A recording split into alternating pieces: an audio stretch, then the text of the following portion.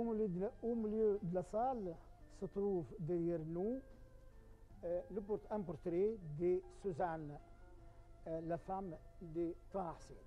Cette femme qui a joué un grand rôle dans la vie de Taha Hussein, elle représente pour lui, il tient place pour lui, il était représenté comme les yeux avec lesquels, ses yeux avec lesquels il voit. C'est elle qui a donné sens à la vie de Taha Hussein, et grâce à elle, il a continué à vivre, continué à édifier sa gloire. Et à côté, ou derrière moi, juste derrière moi, se trouve le grand piano auquel Madame Dr Taha Hussein, Suzanne, joue. Elle a beaucoup aimé jouer au piano.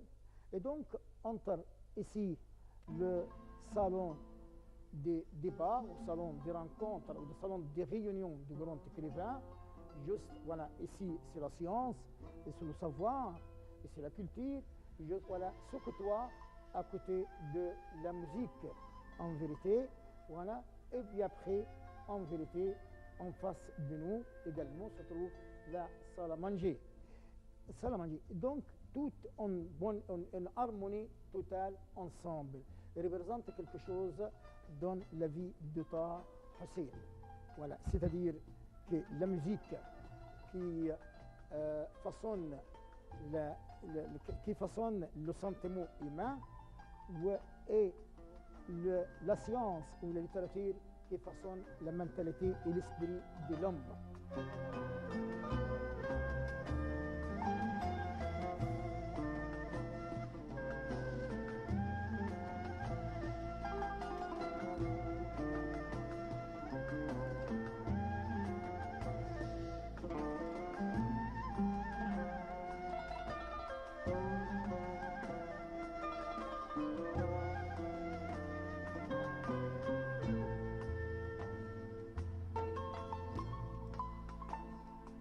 Taha Hussein a rédigé sa biographie sous le titre Le Livre des Jours, ouvrage qui connaît un rayonnement universel préfacé par André Gide.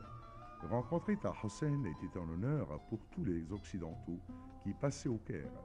Il suffit pour s'en convaincre d'écouter le témoignage de Jean Cocteau et celui d'André Gide.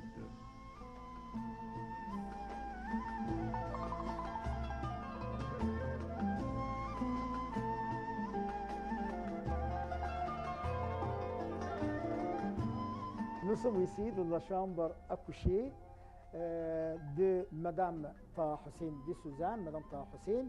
Cette chambre, en effet, donne accès à une petite chambre consacrée au docteur Taha Hussein.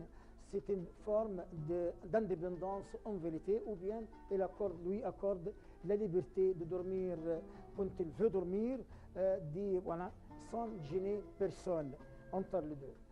Mais ce qui attire l'attention ici dans cette chambre, c'est le portrait de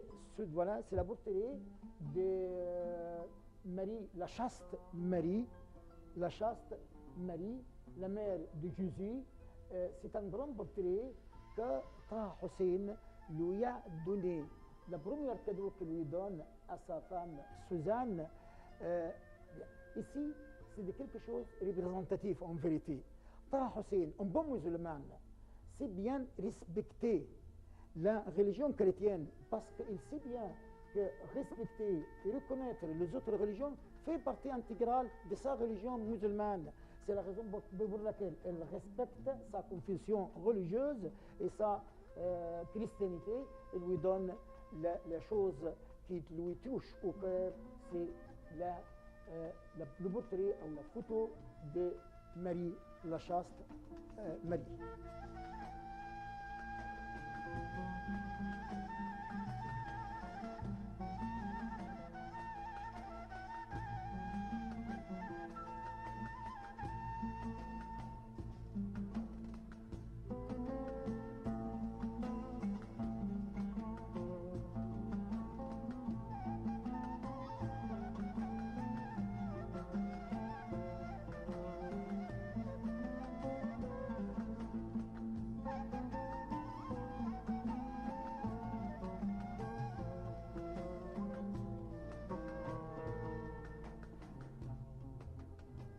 Après sa mort en 1973, sa maison a été transformée en musée et appelée le Ramatan, de oasis où les voyageurs peuvent s'arrêter pour se reposer. Hossein construit la maison afin que lui et son fils pouvaient à la fois avoir des résidences et des entrées séparées et privées tout en restant proches. Le musée au Ramatan est composé de deux histoires. Le rez-de-chaussée de l'étude de Dr Atta Hossein est une partie de sa bibliothèque de 5000 livres, une grande salle de réception où il a reçu des écrivains, des hommes politiques et artistes tous les dimanches soirs.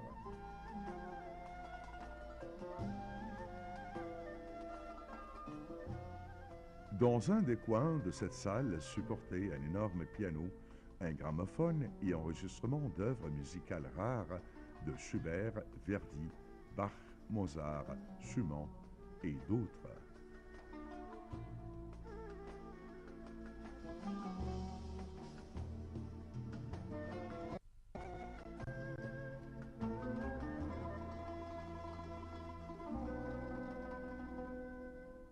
Nous sommes ici dans la petite chambre consacrée, la petite chambre à coucher consacrée à Dr Taha Hussein.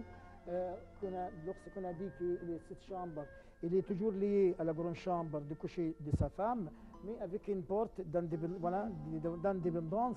Et donc Taha Hussein, il y en a deux chaises et une petite tabouret à côté. Et cette chambre était ornée de photos et de portraits. Parmi les photos, la première photo photographique, des photographiques de sa femme Suzanne, et sur la tête du lit, on trouve raccroché un grand portrait, un grand portrait de son fils unique, Mo'nes en arabe ou bien Claude en français.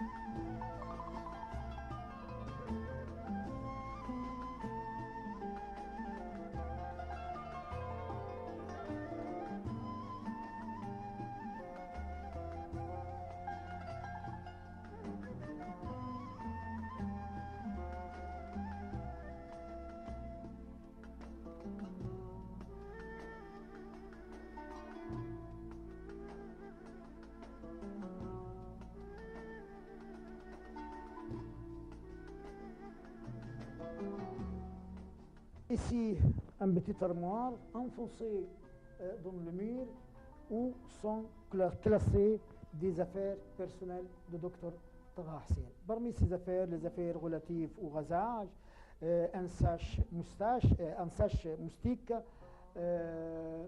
et également quelques affaires relatives au réveil comme le réveil ou bien la plus importante de ces choses personnelles, de ces choses personnelles de Taha Hussein, se trouve sa fameuse lunette, une lunette arrondie et noire qu'il a portée toujours pour cacher son infirmité. Eh bien, mais il y a quelque chose qui attire l'attention ici. Il y a pas mal de passages il y a pas mal de passages, il y a pas mal de couloirs. Ici, elles sont faites exprès en vérité parce qu'il égare à l'infirmité de Taha Hussein qui ne voit pas et c'est quelque chose qui pour l'aider à se déplacer d'une chambre à une autre. Et donc, c'est la raison pour laquelle ce qui explique le nombreux passages et le nombreux couloirs et qui donne accès aux chambres. C'est pour aider Dr Taha Hussein à se déplacer dans cette villa.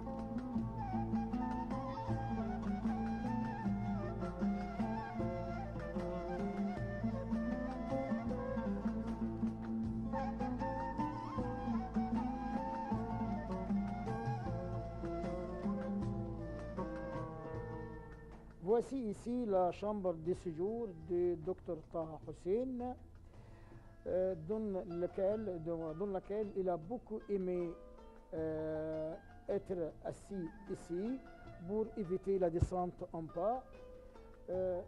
En plus, cette chambre, cette salle de séjour est composée de quelques fauteuils, de 4 fauteuils qui tournent autour d'une petite table basse. Il y a toujours une étagère collée au mur sur laquelle il y a des affaires comme il y a des chabelets, quelques objets de cristal.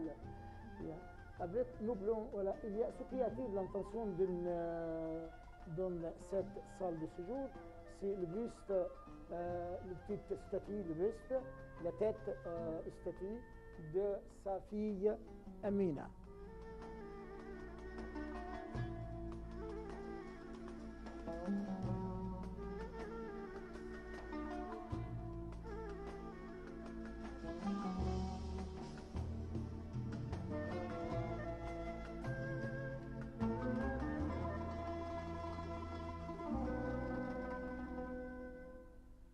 Voici un grand armoire aux portes en verre où sont conservés à l'intérieur des médailles et des titres d'honneur de toutes sortes accordés à Taha Hussein par des organisations internationales ou par le gouvernement égyptien comme symbole d'estime et de respect de ses qualités littéraires.